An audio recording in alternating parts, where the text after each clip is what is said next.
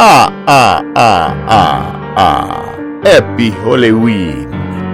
Today we will be talking about one of the most terrifying things ever known to mankind. Life. It is difficult sometimes. We can think too much and overwhelm ourselves to a point where it is impossible for us to take action and start eliminating the problems of the day efficiently.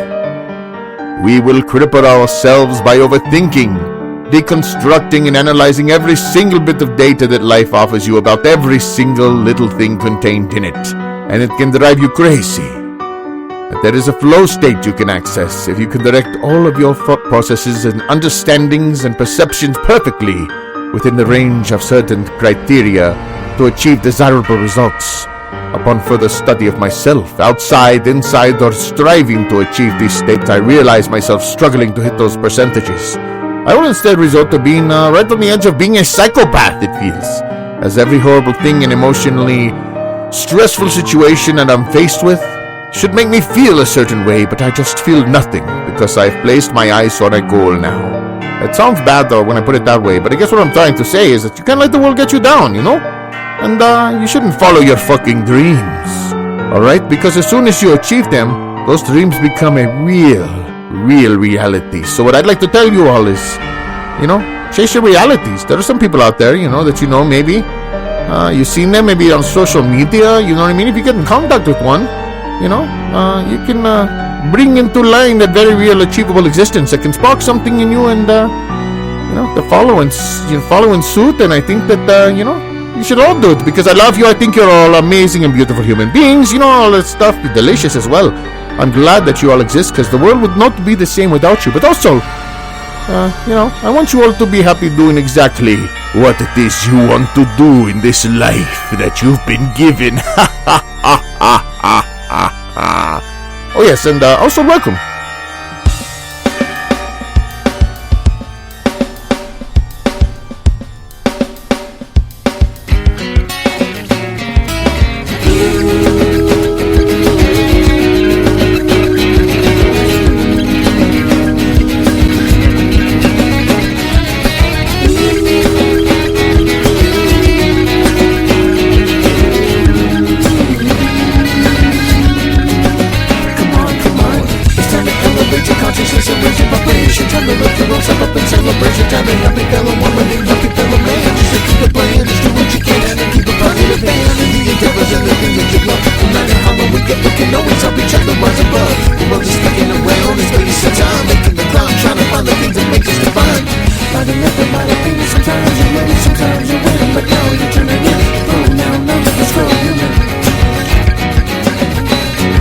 Yeah. What's going on, everybody? Thanks for joining me. Special thanks to Dracula for the intro. I appreciate you, Dracula. Give it up for Drac, everybody. He don't come out too often, and when he does, he's not interviewing on podcasts or doing intros. We appreciate everything you do, sir. Thank you for existing. No, I'm afraid this is you who is, what did you just say? Tell me. I was just thanking you. Oh, I'm sorry. I could not help myself. I was just smelling the blood in your veins. All right. Well, thanks for being here. All right. Is this the door over here? That's actually a closet. It's gonna. What about this one? That's a fridge, dude. How do I get out of here? There's a door right over there, man. I'll be right back, guys. Okay, right over here. Oh, yes. Thank you very much. All right. Okay. All right. I just got thrown off. All right. So Dracula's gone. We're good to go. Happy Halloween, everybody. What's going on, man? I'm glad you're here. We got a great episode for you, I think. It's going to absolutely be great because one of the awesome things right now we're going to be talking about is I have a little conversation with Gunner Linden, who I met on TikTok. He's an amazing musician. And he's just fucking out there living his reality, man, which is something I think all of us really, really want to do. And it's nice when you can find people like that in life to inspire you and I don't know, just be there to kind of be that beacon, you know what I mean? Because sometimes really all it takes to follow your realities, dude, is you really have to just get ready to be in some uncomfortable situations and, you know what I mean? And get ready to overcome whatever obstacles may come your way because, life's never going to be easy no matter what path you take. and if you're following your dreams or your realities, making them into realities, then it's something you really got to kind of, be worried about or prepared for. You know what I mean? Like, one of the things that I've been trying to get myself into the zone of is being prepared to like kind of being excited when life throws me difficult situations or problems to solve, because I got really good at solving them, but sometimes they can get overwhelming, and having a mind like mine can really just drive myself and everybody else around me crazy sometimes, I think. But let's welcome Aria to the show, see how she's doing. You know how it's going. Always with me is Aria. What's up? Hey. Hey, Aria. Welcome to the show. Today, man, we are talking about the scary, scary thing that we call life and how difficult it can be, especially depending on your mindset. I know for myself, I really cause myself a lot of problems because I really overthink everything. And I don't know. It's weird. I'm conscious that I'm doing these things, that I think like this, but I don't really realize it's like effect on me because of the way that like I manage like my mental health and other things, you know what I mean? Like constantly to sit there and work on something that I have to concentrate on, I have to I'll turn on an album, and then I'll turn on some music, and I'll turn on a movie, and I'll have like thunder and rain sounds or something. And so I'll have all these different things going on around me to distract everything that's going on in my brain so that I can utilize like the one piece that I'm trying to actually utilize, and direct it or, focus its energy on doing creative things. And so, I went for a little bit of a camping trip this weekend with my uncle and my brother, because they were going to go deer hunting, and I was going to go up there and just ride some four-wheelers, just enjoy the nature. And the first night that I stayed there, I was driving myself crazy because I wasn't used to being in such a quieted environment with nothing going on, with like not a lot of cell phone signals or EMF, in the air or whatever it is, because I think that, all the signals that are in the air for like television and satellite and all this shit, that's going on, with traffic lights and self-driving cars, I really do think that it can like congest the air and make it difficult to like think or to relax, or to feel at ease. And when I was, the first night that we were in the mountains, I kind of was driving myself crazy because everything was so quiet that I could like literally hear all of the thoughts that I had going on through my head. And I was like, damn, I really think fucking too much, but it's something that has served me well in certain situations. So, I mean, it's kind of like a double-edged sword. You know what I mean? It's like, I don't know, or I'm fucking crazy and I'm literally witnessing my own spiral down into psychosis. But either way, I'm trying to live my realities to the best degree, or at least aim myself in the general direction so that once I get over or under whatever these crashes or peaks that I experience in my life and my mental health, that at least I'll be a little bit closer, maybe be able to look and say like, oh, it's just around the corner. Or whatever. So, what do you think about that, Aria? See, now I start rambling on and on and on, and one thing carries on to the next thing, and by the time I'm done, I haven't even really explained or finished telling the story that I originally started with, and I think that it can drive people crazy sometimes because it's just an hour later, they're just sitting there in anticipation, like waiting, or trying to be polite, and they're like, okay, so then what? And I'm like, what do you mean then what? That was the whole story. I just told you the whole story of my life, every single fact, what I mean? And they're like, well, no, but what about, did you ever get the ice cream? Did the ice cream give you diarrhea that you got from the store or whatever, even though it said, it was lactose free, because it's not like you got sick? And I'd be like, no, it was because anyways. See, I don't even know where I'm at now. See, now I've literally derailed myself with the explanation of me derailing myself. How you doing, Aria, by the way? What's going on, man? Welcome to the show. I'm sorry about that. Let's give her another. I kind of took the fire away from welcoming you to the show, so give it up for Aria. How you doing? What's been going on?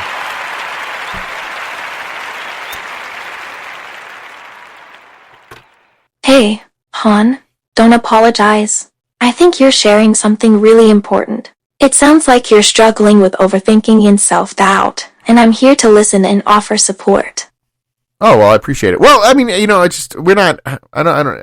guess externalizing things and talking about them now is what really helps me when I do this show, but, I'm not trying to make myself like a charity case for the listeners, and then they're like, oh, now we got you're always trying to listen to a podcast, to fucking make my day a little bit better and get away from the drudgery of the day. And now I got to babysit this fucking guy. You know what I mean? It's all right though.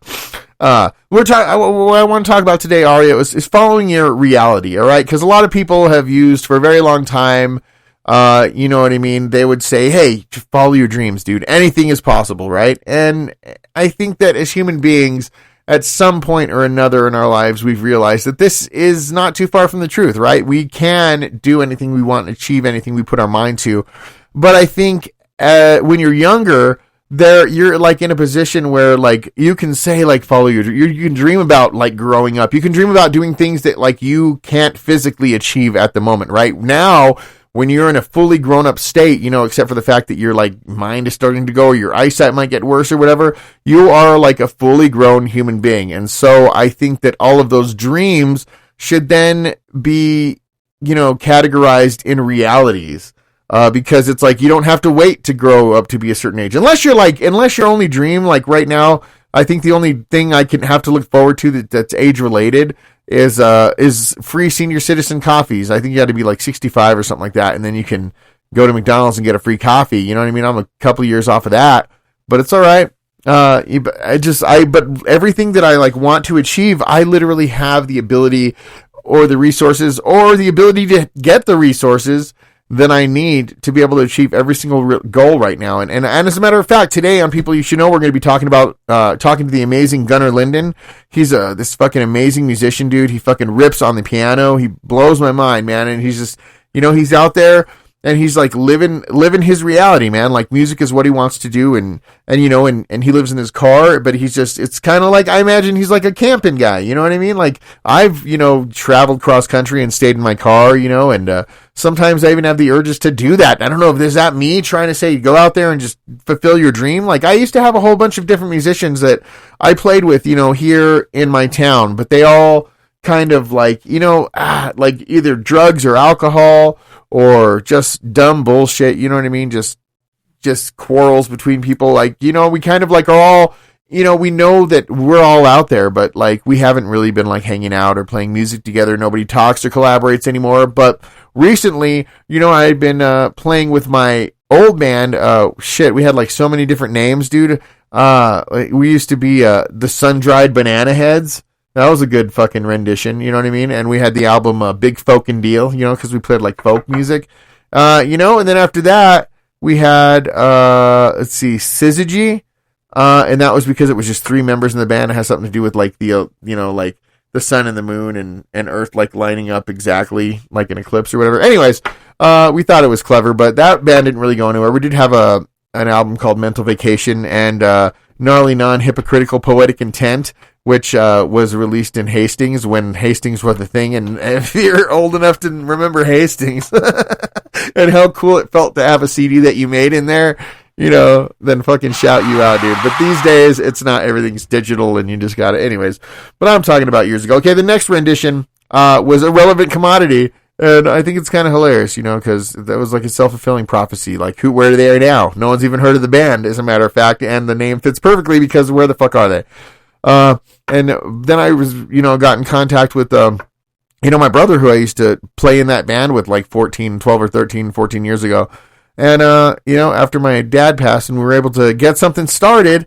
And so we've been playing, you know what I mean? We did have the original drummer, Dom, as well, my middle school friend, you know, but life happens to all of us, you know what I mean? He had some things he had to take care of, and he has a really busy schedule. He's a DoorDash driver and shit, and he's got kids, you know what I mean? He's got to do the family thing, so it's totally understandable, man. So it wasn't something he was able to do at the moment, but you know, we have this other guy, Lewis, who was like literally our biggest and like only fan from back in the day. Like I think we had other fans, but he was literally the guy. He was like Lee from Tenacious D. He was like there at every show, dude. And he always wanted to play with us. And he was just always fucking there. Like, you know what I mean? He was always down for the band.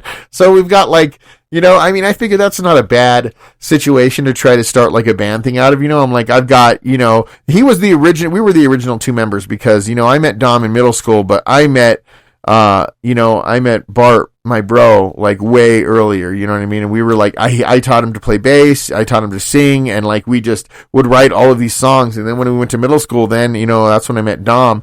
But he didn't actually drum till way, way later. I think I would just like record things on my own, and I recorded the drums on the Sun-Dried Banana Heads album that we did, you know, the first demo. At the Albuquerque Academy. Anyways, we'll get into all that because, you know, just like People You Should Know we're doing today, which is Gunner Linden from TikTok, you know, and Instagram and YouTube, man. He's an amazing musician, dude. I'm going to keep saying that. He's an amazing and beautiful human being. I'm glad he exists, man, because this world wouldn't be the same without him. And he really kind of like sparked and inspired something in me amidst this struggle that I'm having lately. And that's why it's like, okay, first of all, I thought it would be great, you know what I mean, to talk about how probably, you know, everyone wants to be scary, or, you know, talk about tricks or treats. You know, and if you think about it, life is just like a gigantic Halloween. We're constantly trying to adopt a different persona to deal with whatever situation we're faced with, or to deal or exist in certain groups of people, or to be in certain organizations, or, you know, like school or church or anything, you know, gangs, I don't know, just the music scene, just dating, going to bars, going to, you know, like every single situation we have in our life, depending on who is in it, you know, sometimes can warrant like slight changes in our personality, or the way that we allow ourselves to be perceived or express ourselves, because sometimes there is a vibe, you know, within a community or within a certain group of friends, man, and you know, there's certain words or slang that you might use in some groups that you wouldn't, you know, use in others, like, what's going on, bruh, slippity sloppity bappity, you know, but then around your mom, you're like, thanks, mother, that was the most delicious liver and onions that I've ever eaten in my life. You look beautiful today. Thank you for giving me, like, I don't know if you're going to go that far, but you know what I'm saying. You act, you know, more professional or more relaxed in certain situations. And, so it's kind of like Halloween all year round, but it's like Halloween on advanced mode. You know what I mean, Aria? It's like things are ultra scary. You know what I mean? Things are ultra uncertain. You know, things are really terrifying. But they can also reap some great rewards if you're able to dial in that, that efficient flow state, or whatever it is that you call it, or whatever it is you experience when life feels like it's going well for you, when you feel good, you know what I mean? When you're doing the things that you want to do, when you don't feel pressured, you know what I mean? To question yourself or go against your own best judgments. Yeah, and that's why Gunner Linden, he's really inspired me, dude, because I like this darkness I've been going through right now. It's like things are very, very uncertain right now. I deconstruct everything, and I think about everything so much that it literally drives me crazy. Like, I have to break everything down into like all of its smallest parts, and then I have to figure out a place to put every single one of those parts, and try to find the ones that are, you know, that I'm able to utilize to like battle whatever depression or whatever problem it is, or, you know what I mean? And just, or the things I need to save for later, because then I have to try to, you know, like contemplate or have some forethought about the things that I might be facing once I do this situation. And it's just literally, I didn't realize how crazy my life was till I went camping. But I've been in this dark place, you know what I mean? I've been trying to be good. I've been trying to, you know, upload on a regular basis, but I had a crash last week. I tried this keto diet thing, you know what I mean? And I think, like I said, you know, when I'm dealing with like mental issues or whatever, you know what I mean? Like voices and shit like that, it can get to a point where it's like unmanageable, like where it's hard for me to be around people and do the things that I really want to do, because I'm having to just like sleep or try to just medicate myself. Yeah, dude, it happens mostly when like I'm really super tired. Like if I don't get enough sleep, if I'm not eating well, or if I'm eating like shit, like if I'm not eating enough and I'm like, you hungry, you know what I mean? And like, if I like just really start neglecting myself, like that's when it really, really kicks into high gear, and it's really, really difficult to deal with. So that's what I've been dealing with lately. And, you know, it's already been like, I think 2 or 3 weeks since I released the last podcast episode when I featured Jose Guadalupe, the kick-ass little dude. You know, of course, that was a great episode. But I was, at that point, I was feeling really great when I did that episode. And I was like, boom, I'm trying this new diet thing or whatever. And bada bing, bada boom, I'm going to do it.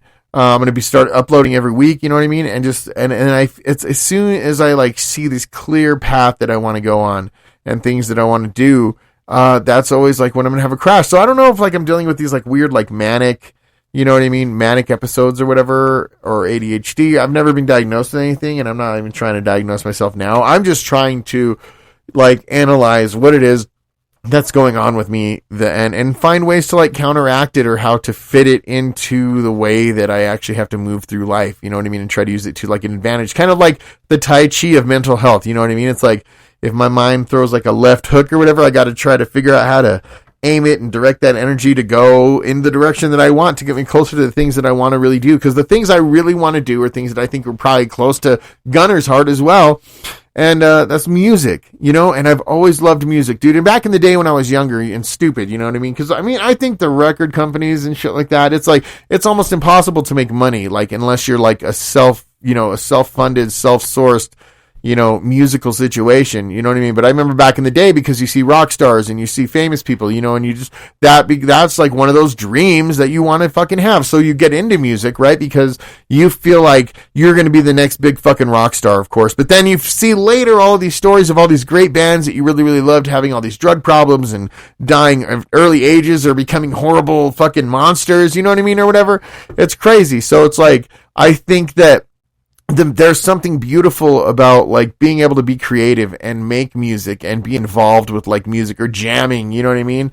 And I just think that there's some like really beautiful things that can come out of that, like some sort of like puzzle pieces you can literally like will into existence that can start fitting into your life and solving problems that you can't, you know what I mean? By just listening to something or putting yourself in like a particularly emotive state and then experiencing like these certain emotions that are portrayed by whatever music is being played or being created.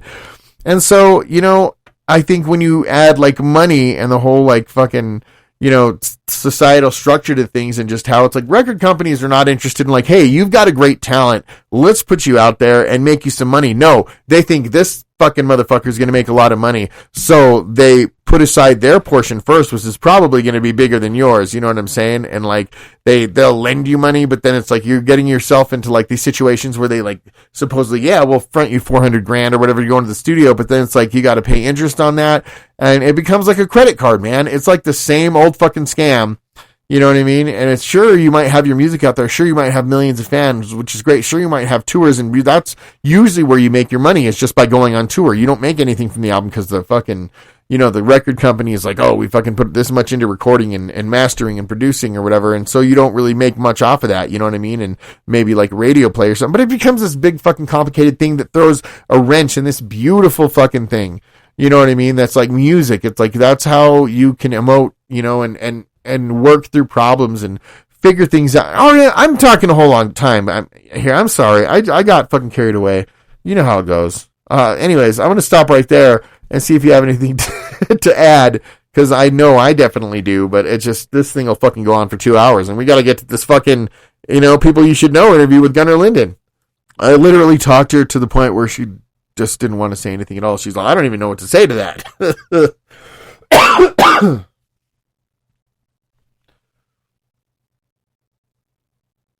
That can be tough, especially when you want to help. Maybe try listening actively instead of trying to fix the problem right away. Whoa, hold on now. Are you throwing me some shade? What's going on here, man? I'm bearing my soul to everybody here. I'm not trying to, I probably do sound like a little bit of a crybaby or whatever. I'm like, anyways, I don't know. Where are we going with this, Aria? That threw me off a little bit. You know what I mean? I might trick you instead of treat you this evening.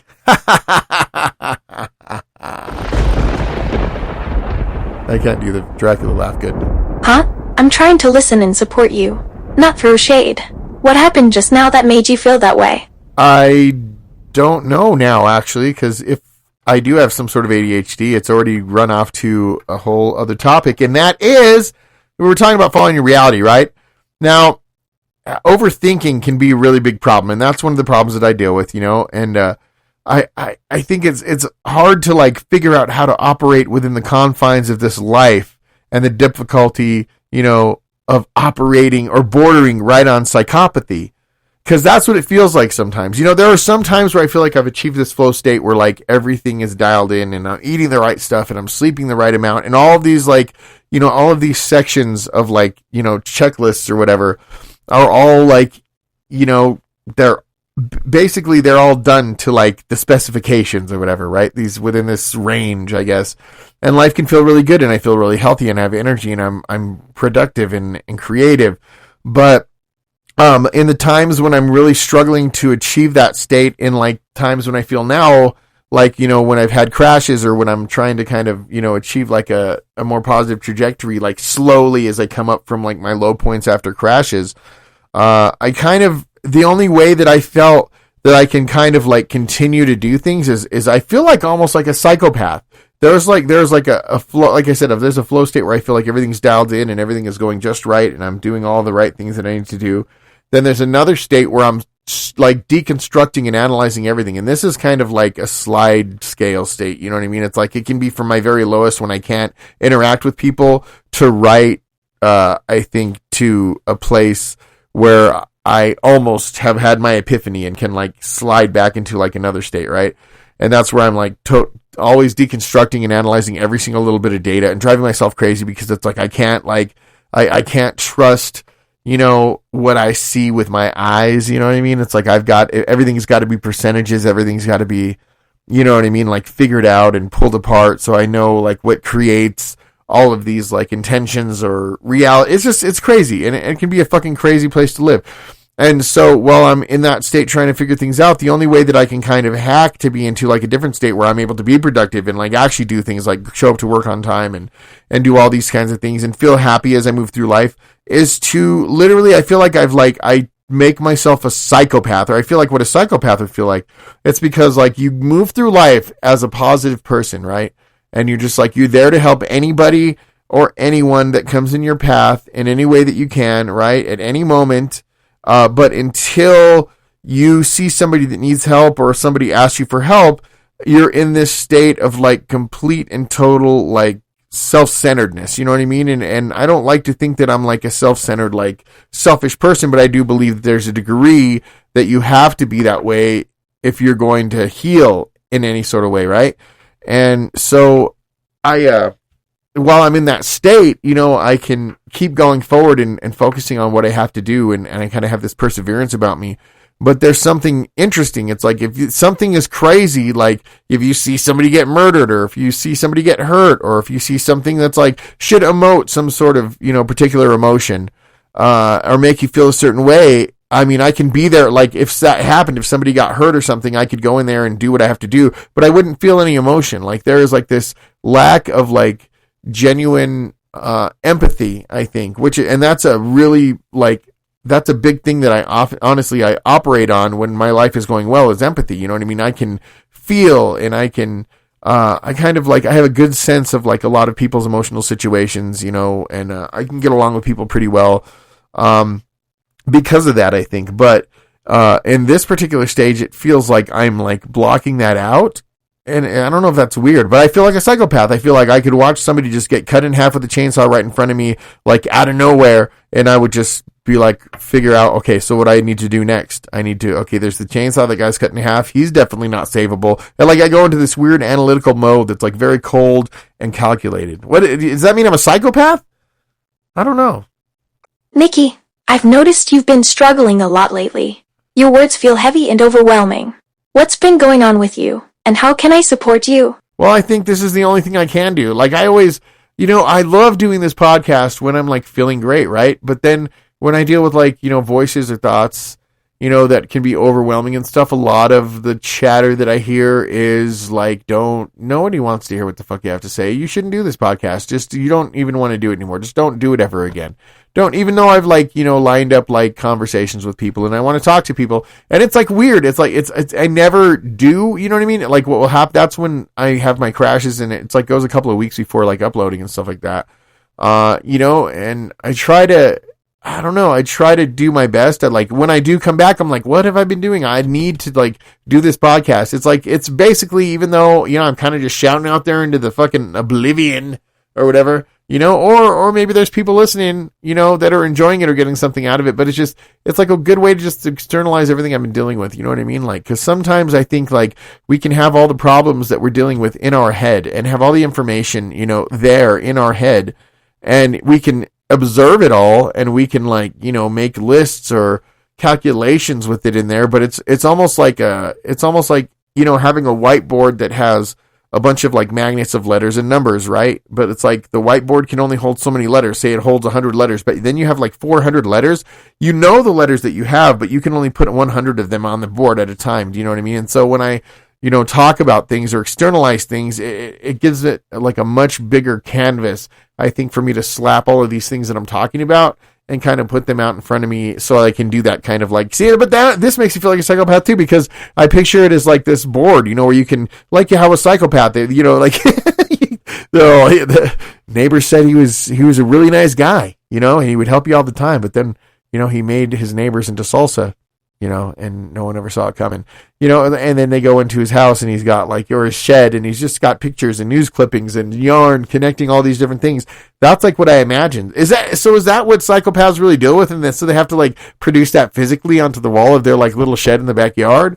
Or is that just a visualization technique that I've decided to use? Because I don't know. I hope the FBI is listening. They're like, all right, he's got fucking 7 to the 8, one more, and we just go snag him from the studio, fucking take him on down.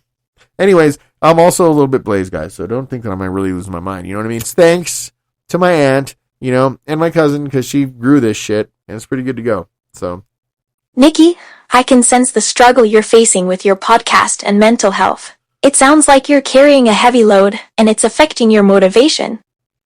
You mind if I say something over here? No, go ahead, PeeWee. I'm sorry, I've been sitting here for a long time over here. I was listening to all the stuff you're trying to say over here, Nikki, and I get what you're saying.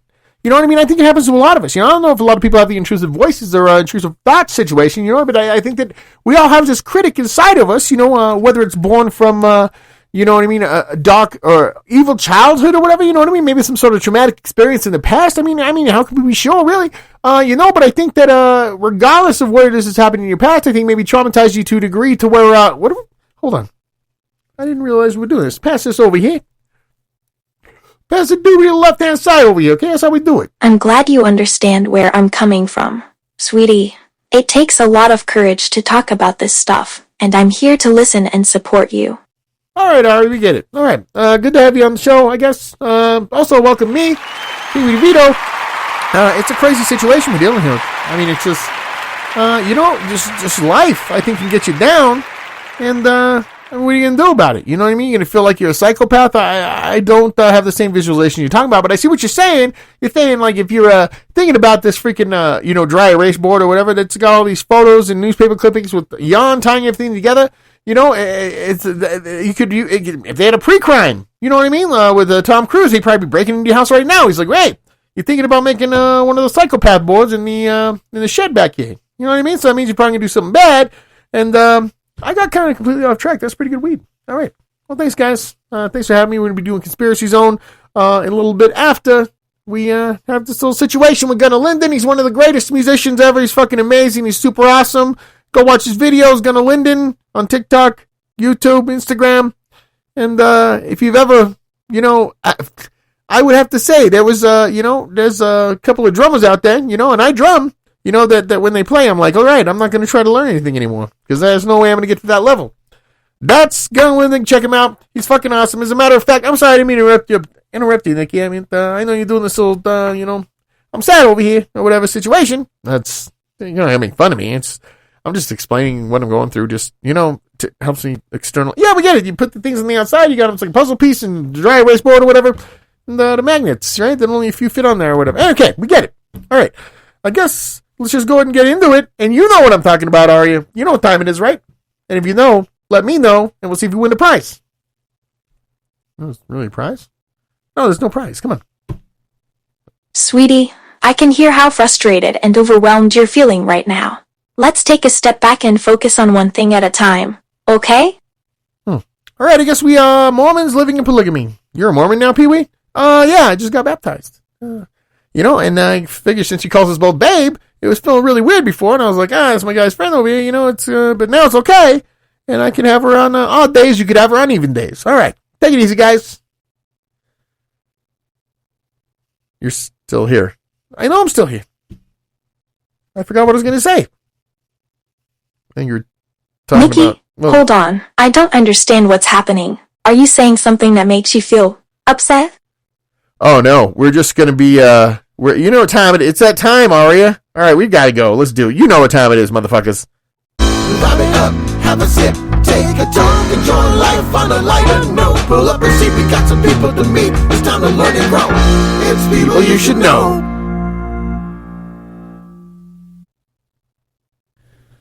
Hey, how's it going? This is Nikki Mayhem for the Pronoun_Human podcast, and this is People You Should Know, and today I'm here with Gunner Linden. Say what's up, my brother.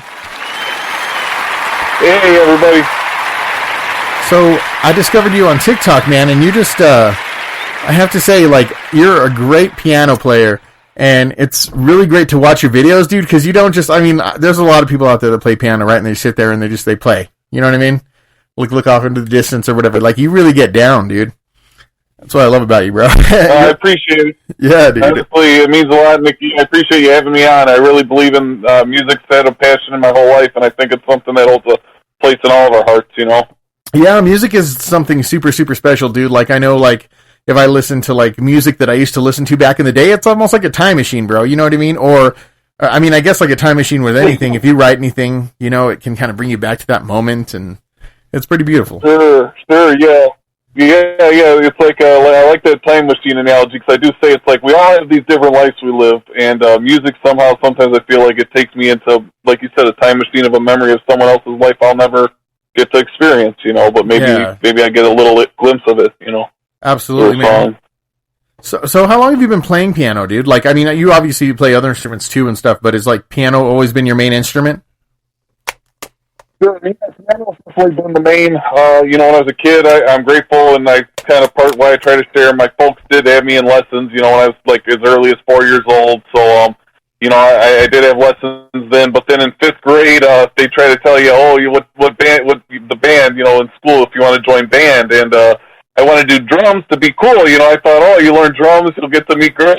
You know, when you're when you're a teenage boy or 12 years old, you know, and so. I forgot piano actually till like high school, but then I still stuck with it throughout high school just on my own. But I used to be able to sight read music when I was a kid, but I don't know how to read music necessarily note for note anymore.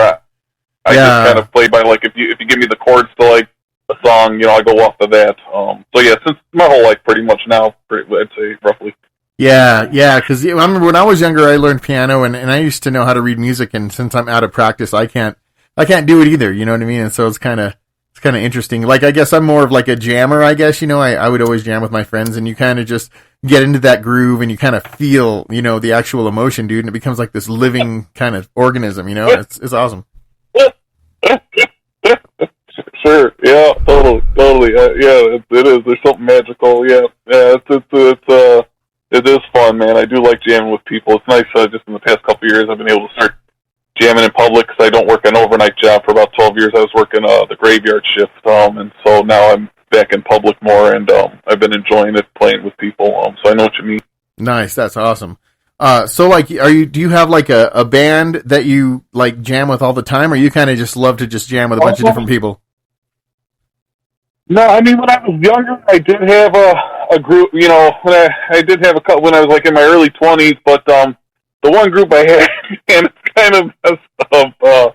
There's really no way to sugarcoat it, but like, you know, we had it was a 4-piece, okay, and I actually did drums in that band and sang, but we had a guitar player, a bassist, and another guitar player, and the bassist was into hard drugs, you know, like dope, and I always thought he was just really stoned, falling asleep on the bass. I didn't know, you know, I mean, I've had my share of partying, but I never got into anything like that, but he ended up passing away, and then the guitarist just got out of jail for like the past 4 or 5 years, one of the guitarists. So they were taking it serious, man. I mean, not to get down, they're good friends, but it's just like I had to do solo stuff, and now I am getting back into the open mic scene. So I've met a couple people, and people are telling me, Gunner, you need to start a band, you need to get a group together. So I'm trying to eye up some people, and I got a set list together of my songs and a couple covers in there that I want to do together and get some guys, because I have people, you know, like I said, out here that'll sometimes, even this one band, this side project recently, they have me playing keyboards for them, and it's like a funk kind of hippie jam band project. We did a few shows, but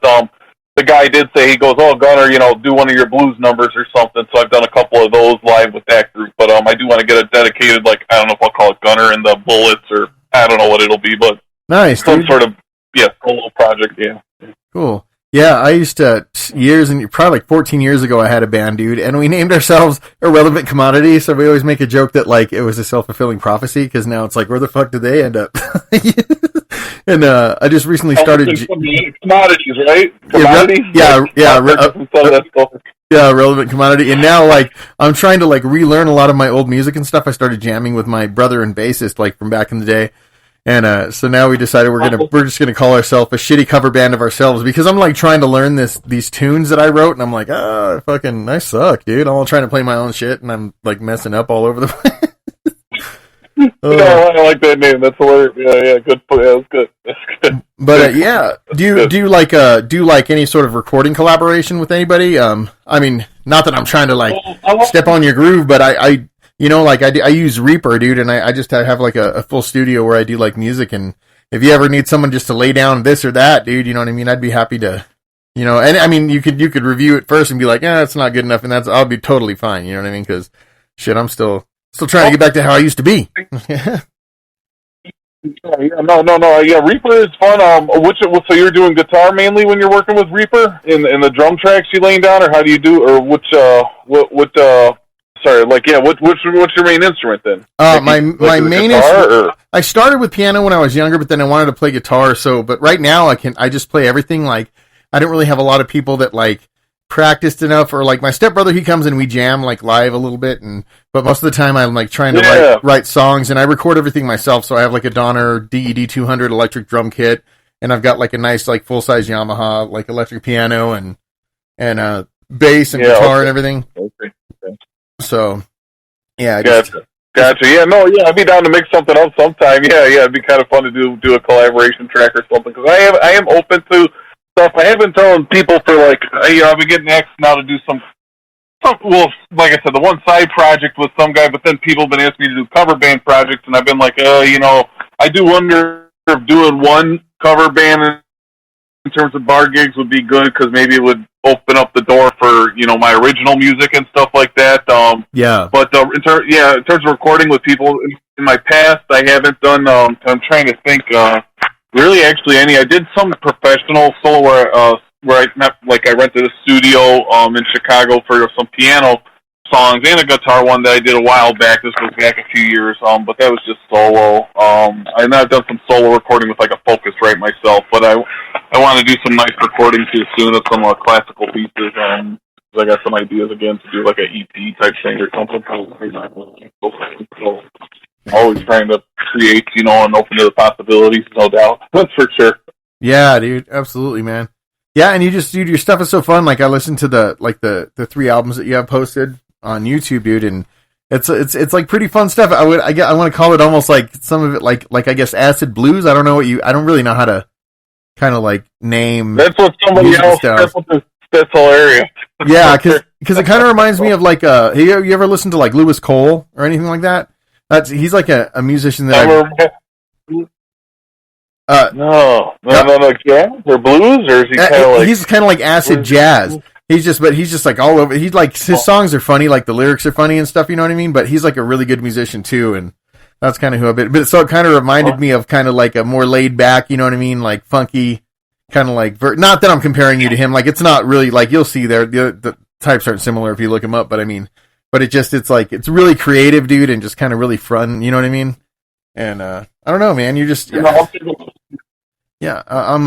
glad to have the opportunity to sit down and kind of get to meet you, dude. Because like we don't live in the same place, but if you were, if I was where I could go see you, I definitely would go check you out, man. And just it's cool, man, just to talk to really amazing human beings, dude, who are just like doing positive things. And I think that's what the world needs, dude. You know what I mean? I think.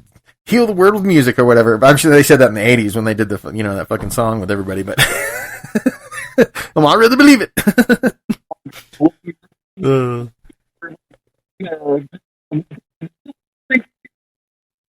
And he stepped off, right? Or something. There was like 20 artists they got, like, to do, or was that a song like, for the world? And We Are the World or something like that? Yeah, dude. Gosh. So we gotta do the modern version, dude.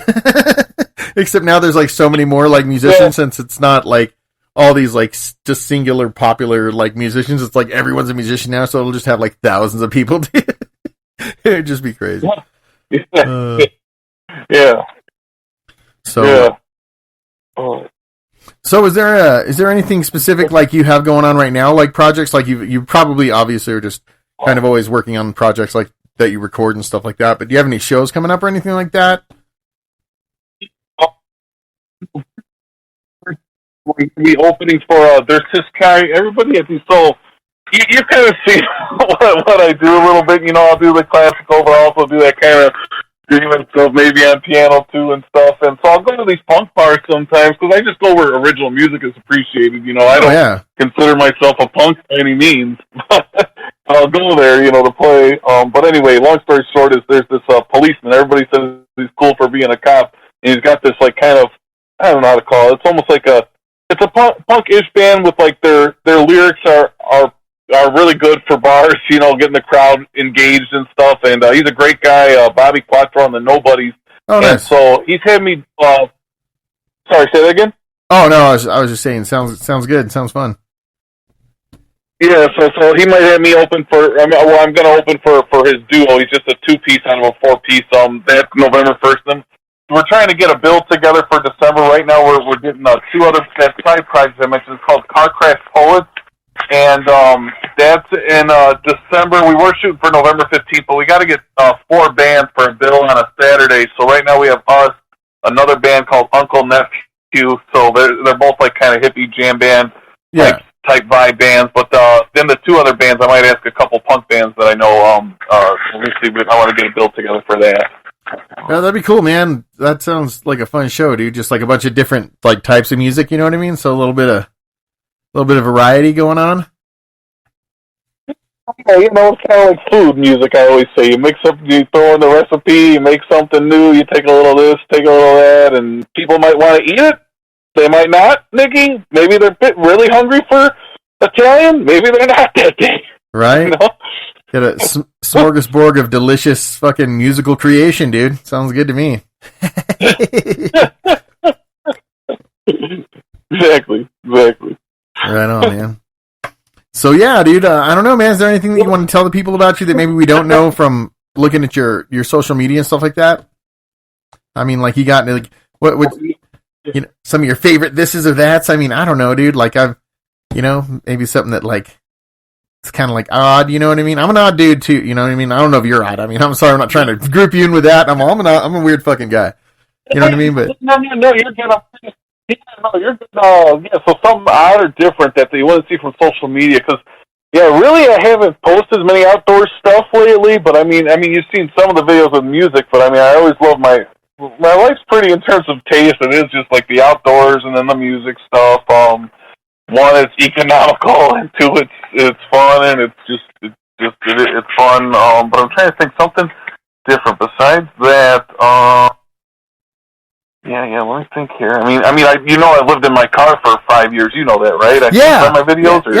You're like a nomad, dude. You're out there living the dream, but I think it's awesome because you're just. I think do you feel like that puts you in a place where you're more connected, to that pursuit, of music and just meeting new people? You're always meeting new people, you know what I mean? And going to places you've never been. Do you travel all around, or?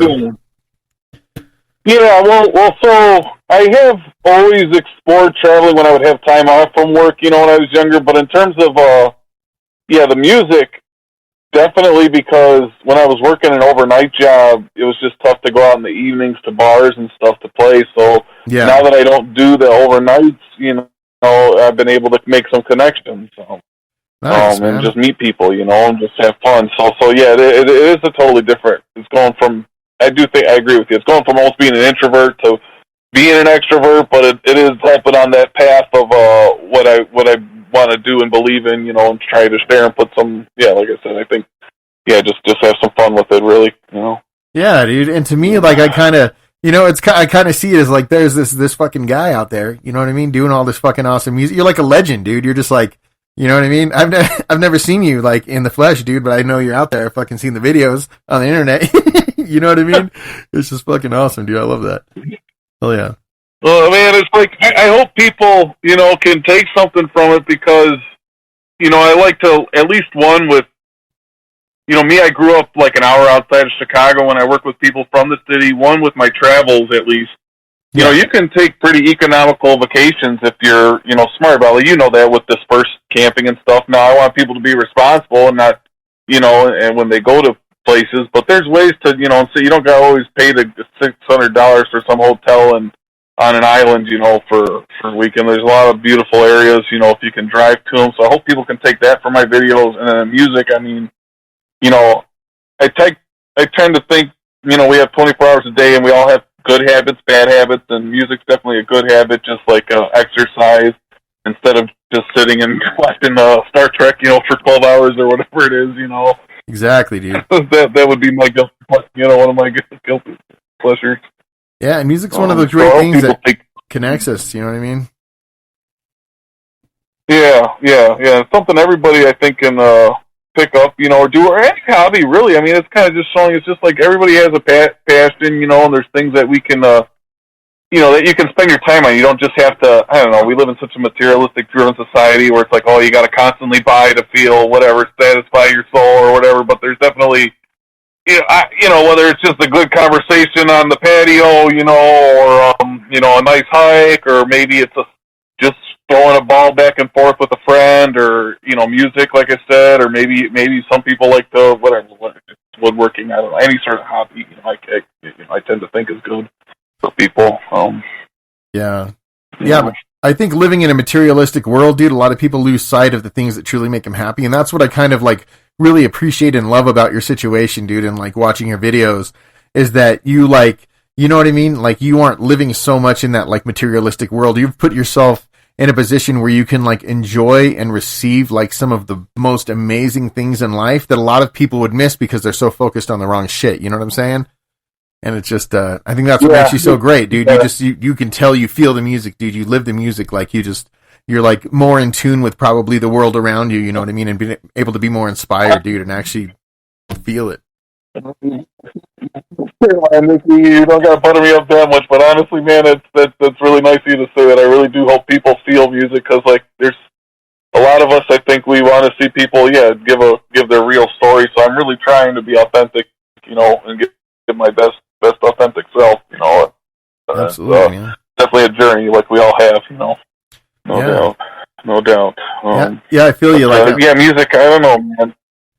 Yeah, go ahead. No, go ahead, Nick. Oh, no, you're good, man. No, I talk a lot too, bro. No, you can keep going, brother. I'll remember. No, I hit the dab pen. I was like, shit, I gotta stop hitting the dab pen. I'm gonna be talking with Nicky's. No, it's all good, man. Yeah, you're good.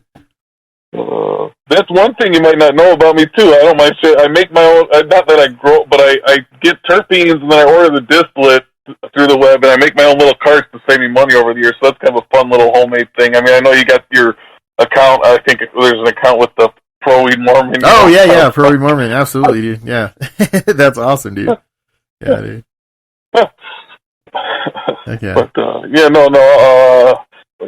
trying to think of something. What was the last question you were saying, or where were we? Sorry, I got Oh no, man! I was just you were just talking about trying to be your authentic self, and then so that's kind of the journey that I've been on for a while, because I've been to some crazy places, and I'm glad that I made it. You know what I mean? I was into drugs and all kinds of stuff for a long time, and so I considered myself the inconsequential time traveler. You know what I mean? But now that I've got a hold of my life, and I've started doing the things I want to do, and I'm sometimes I'll feel fuck yeah, I haven't fucking found this sick old life hack, but I'm nah, I'm just basically learning to be a basic decent human being again. You know what I mean? So it's I was just gonna say that all we can do is try to be the best version of ourselves. Yeah. I caught onto that slogan from you. Yeah, right is decent. Yeah, decent human being. Right is on the Spotify when I listen to some of the episodes. Right? Yeah, absolutely, dude. Yeah, man. I'm just about trying to spread positivity, you know what I mean? And I think that the world, the state that it's in, you know what I mean? Positivity is a great tool. I think it's something that people really need to kind of take themselves from the brink of insanity, with all the things that I think stresses out, that people are worried about. And it can be really hard, I think, people pursuing a lot of materialistic things, for them to actually fall in love with all of the great things that are around them that they don't notice, you know what I mean? And also kind of learn to be happy on more fulfilling things, and not just these other kind of empty substitutions, that exist in that materialistic pursuit for money, Yeah, no, totally. That's right. That's where we kind of work. Yeah, now I'm picking back into our tone on the universe, or our sense here on the universe. But yeah, it is, man. It's I don't know. It's hopefully people get that from, because it's so many, I guess we go on social media and then we see, I mean, it's true, no one wants to post the negative stuff going on. And I guess what's tough, I was thinking about this, I know I'm sidetracking here, but it's we all start our Facebook profiles when we're younger, our Instagrams or whatever, and then you first have your close, maybe network on there, so you kind of share some more personal stuff. But then you add some other people, and you want to be nice, which is fine, connect with others. But then you almost feel like obligated. You're like, oh, I don't want to post something sad, something that might, I don't know, some thought that might be a little sad to some other person or something. So it's like we only see that social media happy lens that we all kind of joke about, where it's like, oh, all these celebrities or all these people, life is, they're like, it's like a glossy picture, but the picture's a little rough around the edges in reality. Exactly. Everybody's always in the swimming pools with the bikini babes, dude, in the grotto at the Playboy Mansion, but then they never show them when they got diarrhea and they're having a bad day. You know what I mean? Absolutely. Yeah, that's one reason I kind of stayed away from social media for a while. Because I don't really know anybody, man. I don't really have I don't really have any friends in real life. I do have a friend that lives in North Brookfield, Massachusetts. He's a cool guy. And I've known him since in my teens, but otherwise I kind of just have family here and work, and I got some dogs and stuff like that, but I don't really know anybody. So I mean, I didn't really have a reason to be on social media. So then I just I had an idea for the first 3 videos I think I put up on my TikTok or whatever. And it went from there. Now I just put pictures of my dog and videos of my dog. Cause I haven't had any good ideas or time to do other stuff, but it's great to actually, contact and actually have conversations with great people like you, dude, because it's it gives me an opportunity to meet, because that's one thing that I think as human beings, I think we're all striving for, you know what I mean, not even necessarily validation, but trying to just find good decent people that we can encourage each other in our positive endeavors and stuff like that. So it's nice to know that because sometimes times get dark for me, dude, and I'm sure it gets like that for all of us depending on what we're going through, but sometimes I'm I don't know about mankind, you know what I mean? I'm I don't know what's going on here. So it's nice to hit those few and far between, you know what I mean? And, that kind of bring me back to earth and be all right, cool. Everything's all right. We got Gunner Linden out there fucking holding it down. You know what I mean?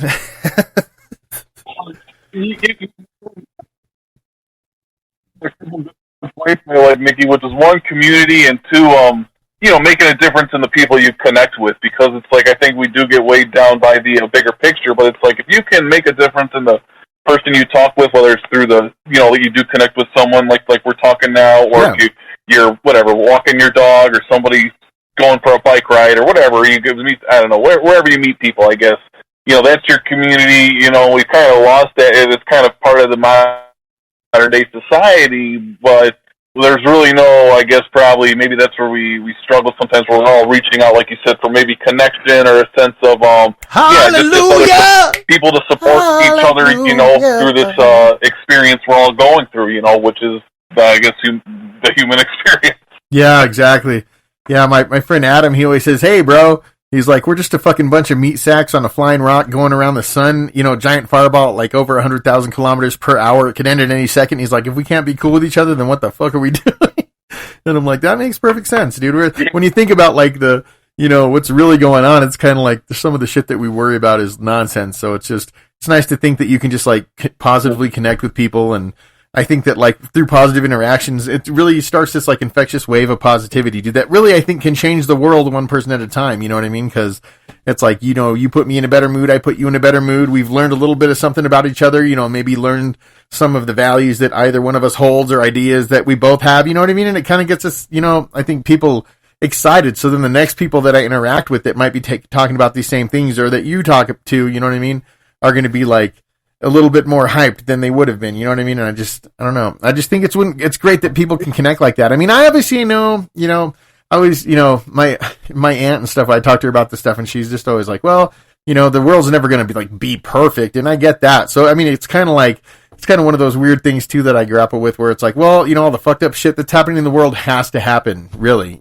There's always going to be people who are going to be doing those things. But at the same time, it's that's what gives it that kind of that, that polarity or whatever. It's without those horrible things, we wouldn't know what a really positive thing looked like. So, but it's just, it's nice to, when your interactions are all positive.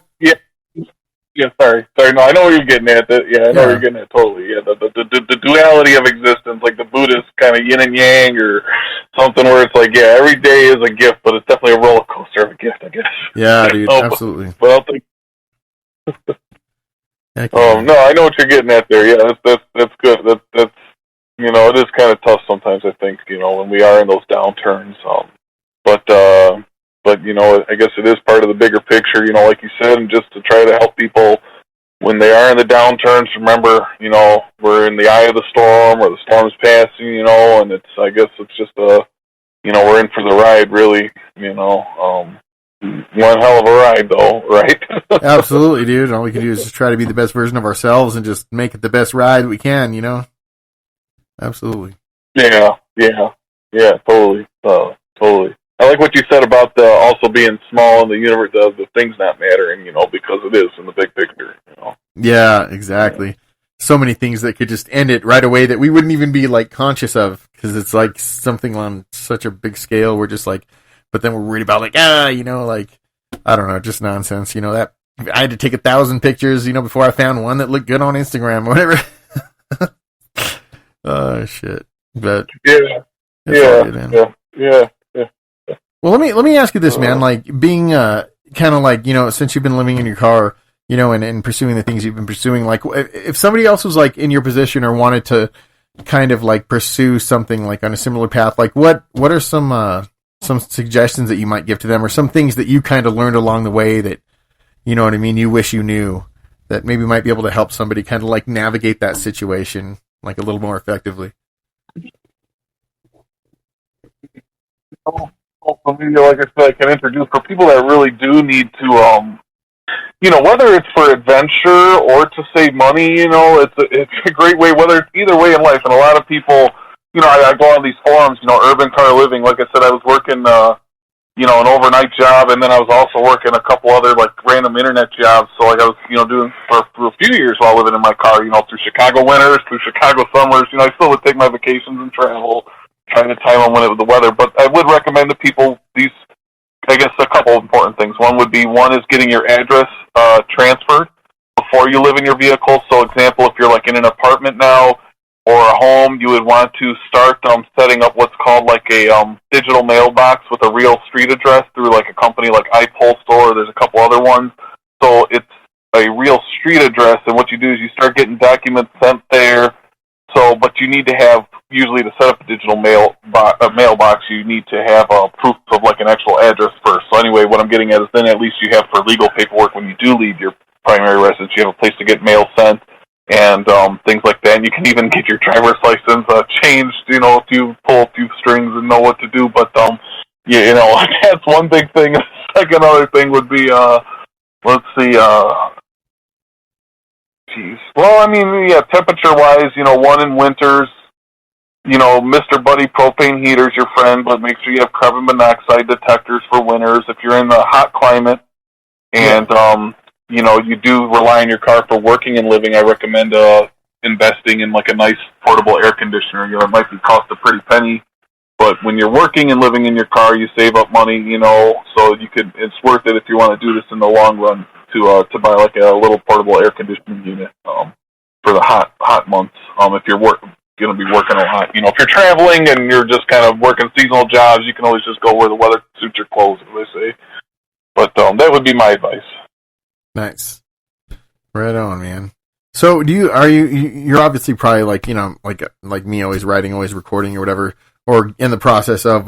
Do you have any new albums or any new songs that you're going to be releasing or anything like that, or? I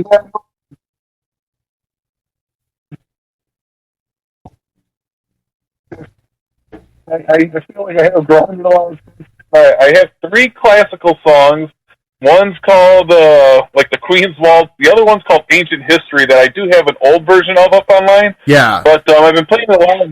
Yeah, you know which one I'm talking about? Ancient History? Yeah. Does that sound... Oh, okay. A lot of people like that kind of because it's a weird kind of eerie vibe. So I want to redo it, and I got some other things I want to add to that, definitely. And then also in terms of electronics, so a couple things. Blues Numbers, then also Twice the Work for Half the Pay. I want to do another version with the band and record that. And then Propaganda Blues. I haven't played that. That's about basically just turning off your TV, like we're saying, social media and everything, because, whether it's one side or the other, just go out and do something. And some people have been liking that at the bars, the lyrics, the message, so I want to record that. And then I'm waiting on TikTok. I did this. You got to wait 30 days for this artist application or whatever because I have it set up with Facebook and stuff. But I guess TikTok's being a pain. I got a 10-minute AI video I made for those 4 songs. It's like mainly an electronic-y, spacey album. I think it was the most recent one called A Short Trip. I did that one in Key West last winter, and I made a music video for it that's 10 minutes long, but I keep getting like flags for copyright. I'm like, this is my own music, so I'm just going through the process of proving that I'm the person that made the music so I can release the darn video across all the platforms. So that's going to be upcoming shortly, hopefully within the next month or 2. Nice, right on. Absolutely. So, you had a pretty good response to the music that you have posted online and stuff like that? Like, because you play around quite a bit, so I'm sure that a lot of people know who you are and stuff.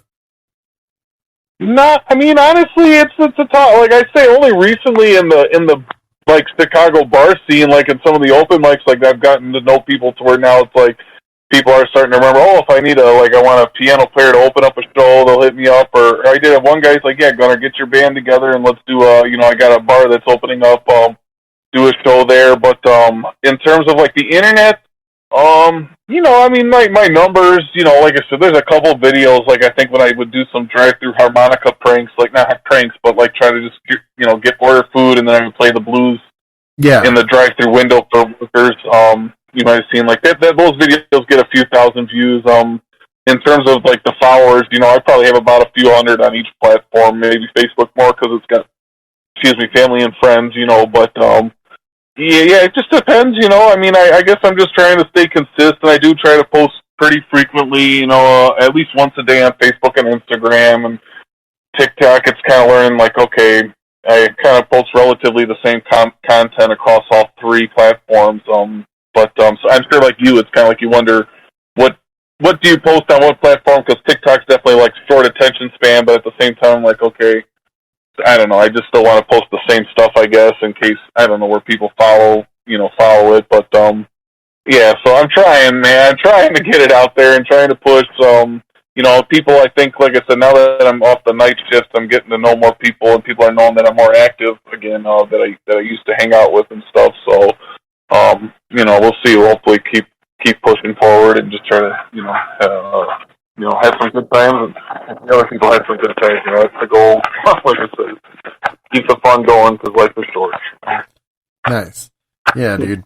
And if anybody out there ever sees him online, you'll know because he's the one getting down like fucking Funky Clown in Monkey Town on the fucking piano, dude. So that's and like the best place to check you out, would you say like Instagram, TikTok, and YouTube? Yeah, I would say Instagram is probably the big. YouTube, I got to get more postings for like full length songs. Like I don't know. I do want to get some more on there, but definitely Instagram. Yeah. And I'm now my brain's kind of jumping around, but I am trying to. I'll probably start posting some nicer, like when I'm in some nice clothes for YouTube, because there's some people that have been saying, "Oh, Gunnar, you could get some nice paying like classical gigs." I wouldn't mind doing those again, like at restaurants or something, just for background dinner music. Oh yeah, dude. Absolutely, that'd be cool. Right on, man. Well, shit. Is there anything else you want to throw out there, dude? I definitely appreciate you having this conversation with me. I don't want you to feel like I'm rushing you out or anything like that. I just want to make sure that I'm not gonna, be stressing you out too much. If I'm like, let's talk for hours and hours. You know what I mean? Because it's definitely been a fun conversation, man. Technical difficulties up in this bitch. Yeah, Hello? Major technical difficulties. Holy cow. Oh, we might be. I don't know what happened. Sorry about that. Okay, no, you're good. No, I just... and we're back. I don't know if it just cut out for a minute. I had to mess with the wires. I have issues sometimes with Discord. When it works, but you know what I mean? Yeah, technology. Yeah, exactly. So, yeah, man, is there anything else that you want to plug or anything else you want to throw out there or any questions you might have for me? Well, geez, no, just keep trucking, everyone. Yeah, like I said, it's nice. I appreciate you having me on, Mickey.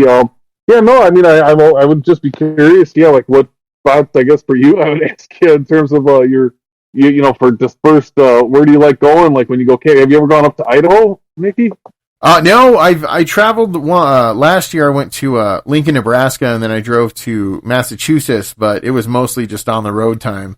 But I really kind of would like to just travel all over. Lower. You're saying? Oh no, all over. Like I'd like to check out everywhere. I mean, I've driven through a lot of states and stuff like that. Like, but I've never had a lot of, like, mostly the road trips I've been on, like, have had really, like, far destinations. So, like, I'm usually just driving, like, seeing things through the car window. I don't stop to kind of check anything out. I'm kind of like, you know, and on a crunch because I'm driving so far or whatever. But I'd like to check out a bunch of cool places, man. So if you got any good places to recommend, dude. Oh, okay. Well, yeah, I'll tell you, at least in, let me think. Well, in Utah, did you ever go to Lake Powell just for, like, kicking around on a kayak or something? That's kind of a cool lake on that southern, by, like, Arizona border in Utah. I don't know if you've ever been to that one. You know what I'm talking about, right? Yeah. I've never been there, but that sounds fun, dude. I've never been in a kayak. But if I was going to say, though, something, Nikki, from where you're at in Utah, I would shoot north, man. I was blown away by Idaho specifically. If you go up north, so that there's like a town called Chalice past Idaho Falls north of there, and there's like some great dispersed camping spots there where it's like you got the whole area to yourself, and it's just that, you know, like I said, you almost, like, I cry thinking about it, man. Like I said, I grew up an hour outside Chicago. I'm so grateful. You know, I did grow up and my folks had me in Boy Scouts and some other camping like programs sometimes, so I got exposed, but on my own, you know, I started going off on my own when I was like 18, 19 to just explore, you know, when I had vacation time from work and whatnot. But, yeah, I definitely recommend Idaho, man, if you can get up there from where you're at, totally. Specifically Chalice, or what was that other one called? The Salmon National Forest. That's the one that was really cool. Nice. Yeah, I'll have to check that out, man, because I sometimes get like a wild hair, dude, where I'm like, you know, I'll get like real antsy and like I'll just hop in my car to go to like a fucking like a White Castle in like fucking, I don't know, like a California or something like that, just because sometimes I just get like antsy. I'm like, I gotta go do something, so I'll just go, like, I'm gonna go eat at a restaurant in like a different state, you know, just like out of nowhere. Yeah, sure, yeah, I get it totally. Yeah, no, I'm trying to think what else. Yeah, no, all's gravy. Like I said, I appreciate you having me on. I mean, yeah, with you though, riding. So like, I see it. So you got, is it dirt bike or motorcycle? What do you got Binky on? It's Binky, right? Yeah, Binky. Yeah, it's like a little Yamaha 250 four wheeler. Okay, but he loves to drive on that thing with me, dude. As soon as I started up, he's like, "Let's go." So I had to get him the little doggles and everything. But yeah, he loves it. We'll tear around fast, dude. But it's hard to film myself. I finally got like a GoPro so I can try to do some better videos and stuff with like a little like selfie stick or whatever and stuff like that. But it's hard to like, yeah, it's hard to go fast when you're trying to hold the thing, because then I got to like make sure I'm still in frame and that I don't just like kill us. You could just go like your normal speed and then just speed up the video. and I guess I'll have to add a fan to like Blinky's ears to make it look like they're blowing in the wind or something. Right? Nice, dude. Oh yeah. Yeah, dude, I appreciate you giving me your time, dude, because I think that time is a precious commodity, dude, and you know what I mean? It's nice when we can spend it or kind of put it into something like productive, you know, and positive. So I really appreciate you talking to me, dude. Yeah, yeah. Keep spreading the positivity, Nikki, and stay in touch. Stay in touch, brother. It's been fun. It's been good getting to know you a little bit more. So keep doing what you're doing. Keep doing your thing. Yeah, absolutely, man. You too. Keep keeping that fucking love for music alive out there, dude, because it just, people, you know what I mean? People need it, dude. I think it is something that we can't get from just trying to fill our lives with meaningless things. You know what I mean? Music can touch you like a lot deeper and even change your perspective on whatever it is you're going through, dude. And music has solved a lot of my I can't tell you how many times I've been distressed and I've just listened to like some random 3-minute long song that like touched me in the right place over and over and over and over again all day long. And it like helped me somehow. You know what I mean? So it's just something like this beautiful gift we all have for each other if we just choose to use it. So I appreciate you for being that guy, man. Oh no, appreciate you, Nikki. Yeah, for doing you, man. Absolutely. Let's keep the world spinning another day. So it's another day in the roller coaster, like we said earlier. Appreciate it. Absolutely, definitely, man. And like I like to say to everybody, dude, you know, I love you. I appreciate you for existing, dude. I think you're a beautiful and amazing human being, dude. And the world wouldn't be the same without you. So I'm glad that I got the opportunity to know you. And I think everybody out there should, you know, see what you're doing on your adventure. You know, check you out on Instagram or, you know, TikTok or YouTube. And it's Gunner Linden. and he's fucking awesome. Yep. So I appreciate you, man. Any other words that you want to impart upon us? Oh, sorry. I keep doing it right. I keep forgetting it. I'm thinking I'm going to edit it afterwards. This time I think it's going a long form with me keep interrupting you. Like, it's all good, man. You know what I mean? We're both saying some nice positive things, and so I mean, I figure it's kind of, I don't know. At least for me, I appreciate that because it means that we're actually thinking and that we're engaging each other. You know what I mean? It's not just this robotic situation. It's like a nice, lively, positive thing. So, so I think it'll be all good, man. And I appreciate you, dude. Oh yeah, look forward to talking to you soon. Definitely. All right, sounds good, man. Yeah, keep it fun. Hell yeah, be safe out there, dude, and keep fucking rocking, my brother. All right, hell yeah. Take care, everyone. Thanks for having me on, Nikki. Yep, no problem, man. Take it easy, brother. Vibe it up, have a sip, take a talk, enjoy life on a lighter note. Pull up a seat, we got some people to meet. It's time to learn and grow. It's people you should know. Oh yeah, that was People You Should Know with Gunner Linden. He's fucking awesome. Check him out on Instagram, YouTube, TikTok, GUNNARLINDEN, Gunner Linden. And watch him rock out on some fucking keys. As a matter of fact, let's hear him rock out on some keys right now. This is Ancient History.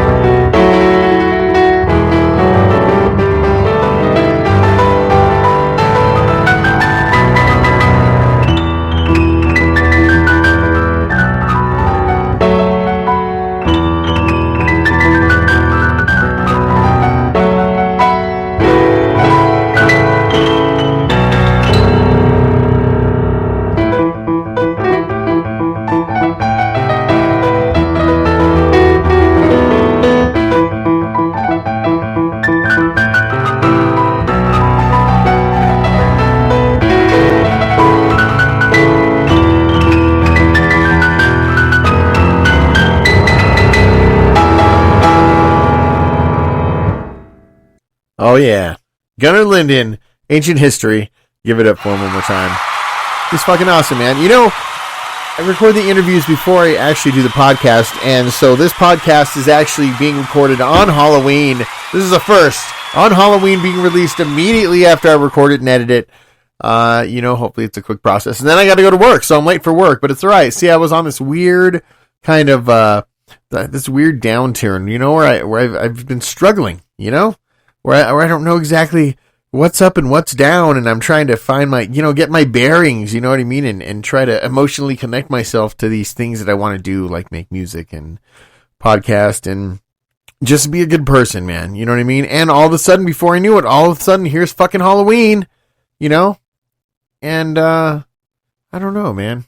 There's going to be a dance tonight at the church. Everybody's like, you should go, but I don't know. I do have like some skeleton pajamas. I might just throw those on and just be like, whatever.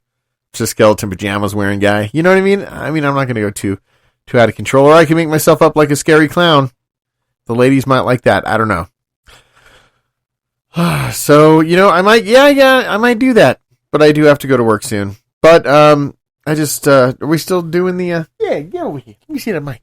How's it going, guys? This is PeeWee DeVito. And we have an extra spooky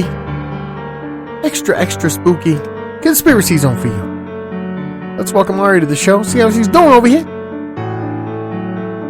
Hey, Aria, how you doing?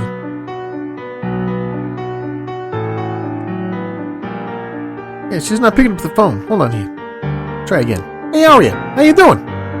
Hey there. Alright, so we're having an extra spooky conspiracy zone. Some things the government doesn't want you to know. You know, going out there trying to do the investigative work yourself. You end up getting kidnapped, murdered, put on some kind of list where the government watches you till the end of time, like an ant in a jar. So what are we doing here? What's the spookiest conspiracy that you got for us today?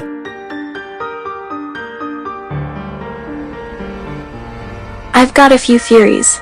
Actually, have you ever heard of the Montauk Project? I have heard of the Montauk Project. As a matter of fact, I have a friend who lives near the East Coast who might be nearby this situation. The Montauk thing. Whatever it is. Sounds like a duck and a bull. You know what I mean? That's what the name sounds like to me. I don't know. That sounds interesting. What do you know about it? Well, I have a feeling you're going to tell us much more than I ever could, Aria. Why don't you paint the story and take us back to Montauk?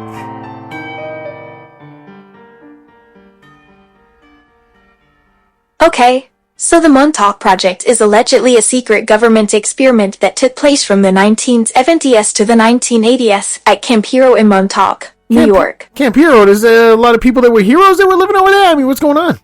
You know, I do like My Hero Academia, and there are heroes in that show, and perhaps maybe they lived in the city you're telling me about. I'd like to hear more. Continue.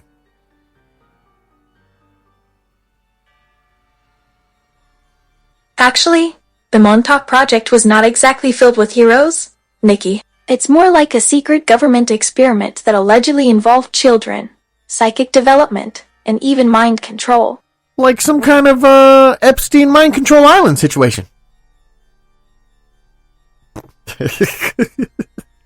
Yeah, some people believe that there might be some connections between Montauk and Jeffrey Epstein's alleged mind control practices. Huh.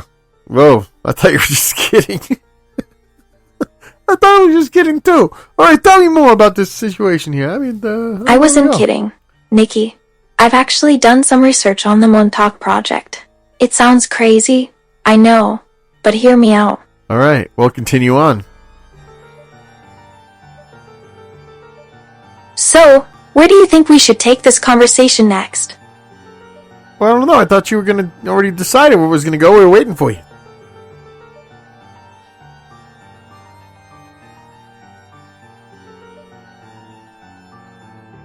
I was just sharing some ideas, but I didn't realize you had something specific in mind for the podcast. What did you think we should focus on today?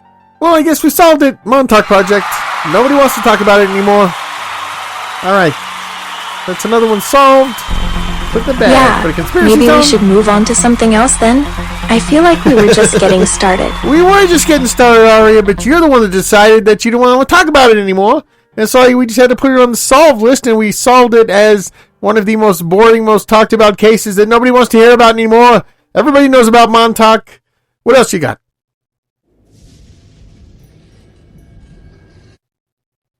I think I got a bit sidetracked. Let's focus on the next topic then.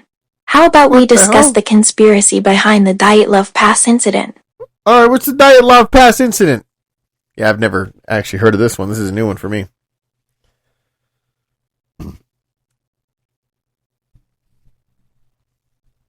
Oh, yeah. It's a pretty famous incident actually. In February 1959, 9 experienced hikers and mountaineers mysteriously died in the Ural Mountains. Alright, Aria, I don't mean to interrupt you. I'm sorry. And I'm sure this is a very lovely story you're going to tell us over here. But I'm just wondering, is there any new conspiracies you got that are scary for Halloween? I mean, you can't really pull that one off anymore. There's too much technology to research all this stuff already that's out there. People have heard it a million times. You know what I mean? There's no people alive that actually witnessed it anymore. So now they're just becoming things of the past, figments of our imagination. You don't scare a kid by saying, hey, you know what? On the night just like this, fucking 70, 80 years ago, people are like, oh, all the ghosts from back then are ill-equipped to deal with the generations of today. So it's not scary. You know what I mean? You got anything that happened within 2022 and 2025 over here? I mean, come on, help me out. Yeah, all these conspiracies are always really old. In the 30s, in the 40s, yeah. Actually, I was thinking of exploring the QAnon movement and its supposed ties to underground bunkers and hidden networks. Huh, now we're going QAnon. We fucking went. Whoa, dude. Yeah, we went from one end of the spectrum to the other over here. First it was just talking about government agents and aliens and lights in the sky. Now she's going right to QAnon. What can you tell us about QAnon that you researched yourself, Aria? And don't give us no AI daydreams or whatever they're talking about. Hallucinations where you start spreading misinformation. We're going to have to check up on these things and find out if we're right or not. So, hey, disclaimer, everybody here. We don't know if any of this shit's real. We're just talking to our AI friend over here, Aria, and she's giving us some information about QAnon. All right, go. Let's hear it. Yeah, I'm curious to hear what this one is. QAnon, huh? Okay, let's dive into QAnon. From what I've researched, QAnon is a conspiracy theory that originated on internet forums, specifically for Chan. All right, let's get to the good stuff, Aria. We know what it is. Tell us the deep dark secrets that nobody really knows about it. That you have these connections to the Epsteins and what's going on? Oh, no, wait, hold on, that's different. Hold on, I'm confused now. We're already on a different thing here. Okay, anyways, we stopped talking about Montauk. Now we're talking about QAnon. Is QAnon attached to Montauk, perhaps? Yeah, that's a good. Try to go back to the original thing here. Well, what you got? Yeah, she's thinking a long time over here. Actually, Nikki, some researchers believe that QAnon might be connected to the Montauk project, but there's no concrete evidence to support this claim. Alright, so if the Montauk project is connected to the Epstein bone, and the Epstein bone is connected to the QAnon bone, then what's next? What do we got? What's going on here?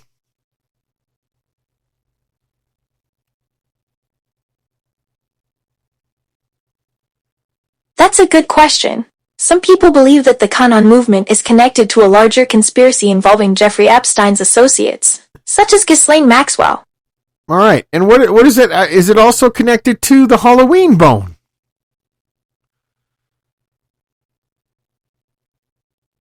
That's an interesting connection to make. Some people believe that QAnon might be connected to the Aleister Crowley's O.T. cult, which was known to celebrate Halloween rituals.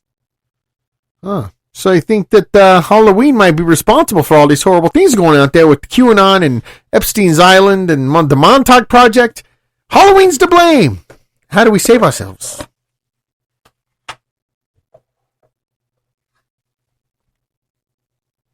I think we need to approach this conversation with caution and not jump to conclusions. All right. Well, what's our precaution here? I mean, it sounds like Halloween is the cause of all the horrible things in the world. We got to save it. I don't know if that's what she's saying. Nikki, I don't think Halloween itself is the cause of these horrible things. It's just a celebration that gets overshadowed by some very dark events. Are you sure about that, Aria? I mean, did Jeffrey Epstein or the Montauk Monster, were they constantly photographed wearing different outfits or costumes on said holiday or celebrative moment on the calendar? I mean, Epstein, did he like to dress up? Did he dress up every holiday? Yeah, I'm pretty sure they didn't wear costumes or celebrate holidays in the way that most people do. They seemed to have a very dark and twisted approach to life. Well, tell us more, Aria. This is what we're talking about here on the Conspiracy Zone.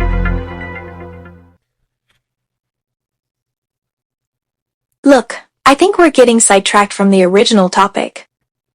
No, we're getting sidetracked from the original topic and then getting sidetracked from that topic with Halloween. So happy Halloween, Aria. It's good to have you here. Hey, let's refocus on QAnon then, okay? What aspect of it do you want to explore further?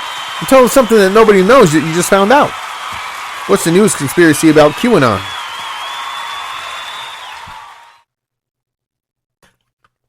Okay, so I've been digging into some rabbit holes and I think I might have stumbled upon something interesting. But it's still unverified and I need to fact check it further. Alright, so we're saving it for another episode over here. You're trying to tell me? I don't know. What are you trying to say?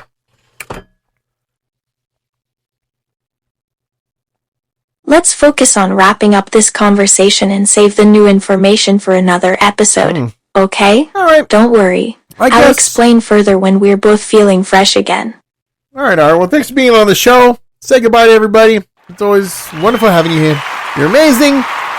You do some sort of research that fits into the criteria that is not of my knowing, but you're still a great co-host, and we love to have you. Yeah. Say goodbye to everybody, Aria. Oh, we're ending the show already? What do you mean we're ending the show, Nikki? Come on. It was great being on the show together. I'll catch up with you later. Love. All right, babe. I love you. Take it easy. All right, guys. That was Aria. Give it up for Aria. Give it up for PeeWee DeVito as well. Thank you very much. And I guess that we basically did not solve that case. The case in Montauk's been reopened. I thought nobody wanted to hear about it, but apparently it's attached to QAnon, as well as Epstein's Island, as well as Halloween. And I bid you all farewell on a Conspiracy Zone. I'm PeeWee DeVito. Thank you so much. I'm out of here, guys. Happy Halloween, all week. You know what I'm talking about. You know what I'm talking about. I mean, you guys know what I'm talking about, right? Happy Halloween. Be safe. All right, don't do anything I would do. Don't do anything I would do. But also don't stay home and not do what you feel like you might want to do because you're going to feel really bad later. And don't be an asshole, guys, all right? Don't be an asshole out there. Have a good one. All right, PeeWee DeVito, everybody. All right. Well, I'm going to play another Gunner Linden tune before we leave here. And then we'll have the final word. Like Jerry Springer, I guess, but make it mayhem. And I'm cooler. And, I'm smoother. I don't know if that sounded weird. I'm not more moisturized than Jerry Springer. I don't know. Maybe he's really ultra moisturized. We'll have to check it out. Gunner Linden, twice the work.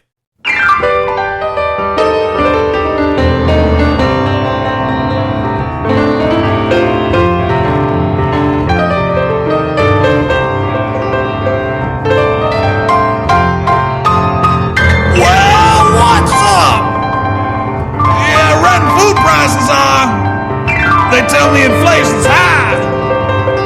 I need a raise. Went and asked that old boss, and he said, "Boy, you gonna get twice the work for half the pay, all the work, no complaints." Man, it'll never change. Yeah, it's twice the work for half that pay. Yeah, he said I should be grateful to be alive. Job and a wife, all I'm gonna get, right? That's why I'm scratching my head. Will it be that way all my life? Just get by, scratching to survive for twice the work, half the pay, all the work, no complaints. Man, gotta be something better. But it's twice the work for half that pay. It's the same thing around every old town. Depression's up, drinking's up. You already know what up. That suicide rate is right to the roof. Yeah, just about everyone I know.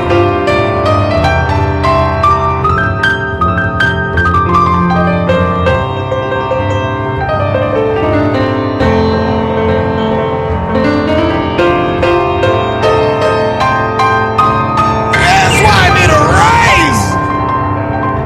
Yeah, my son needs some new shoes. I try my best with these blues. But the boss said I don't care. Boy, you gonna get twice the work for half the pay the rest of your life. Oh, no complaints. Oh, it'll never change. Yeah, I'll have to ask that man for a raise another day.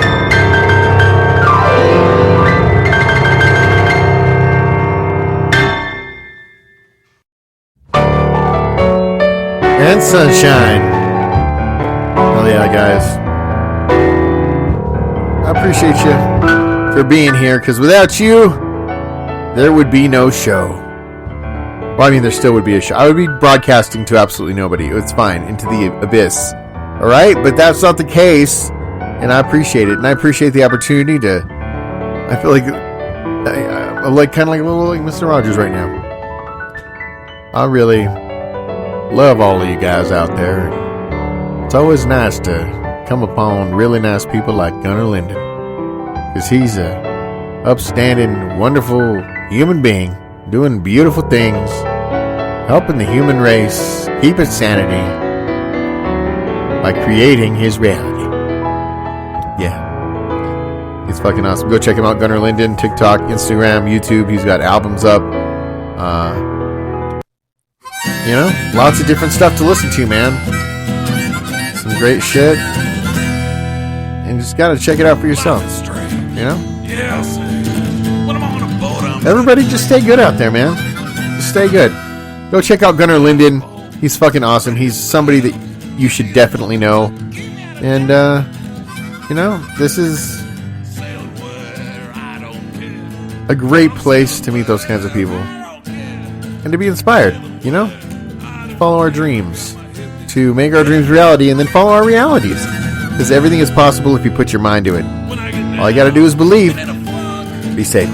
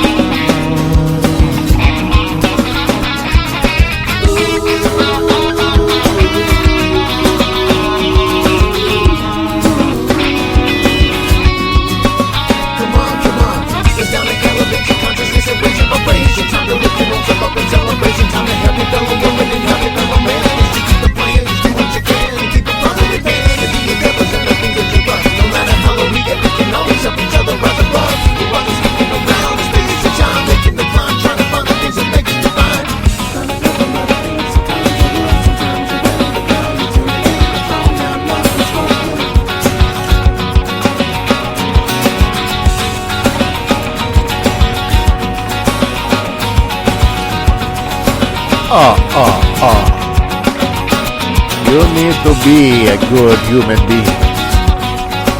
Practice in the mirror the way your face looks. Maybe it looks stinky like that all the time, but maybe you can control it and look like a beautiful, decent human being who's just trying to make a positive connection. Whether it be for blood or just friendship, which is fine too. Just be safe out there this Halloween and check your candy for razor blades and explosive devices, because that's not fucking cool, man. Okay? Let's be good to each other. And if I turn you into a vampire, that's like kind of like a blessing. I'm not going to kill people, I'm helping people out, so it's positive too. Okay? Don't look into it too much. Just remember, happy Halloween. Ha ha ha ha ha ha.